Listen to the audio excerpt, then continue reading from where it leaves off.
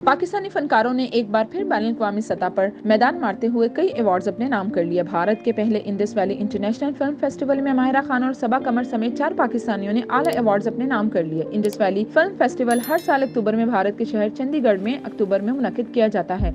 इस साल Maskura film festival का चौथा सीजन मुनक्किद किया गया, जिसमें पाकिस्तान, बांग्लादेश, श्रीलंका और नेपाल समेत दीगर 15 ममालिक की 50 फिल्मों की रोनुमाई भी की गई। फिल्म फेस्टिवल के दौरान पाकिस्तानी फिल्म जिंदगी तमाशा, कमली और प्रिंस चार्मिंग भी पेश की गई और तीनों फिल्मों ने फिल्म फेस्टिवल में मजमूई तौर पर 4 आला तरीन अवार्ड्स अपने नाम किए।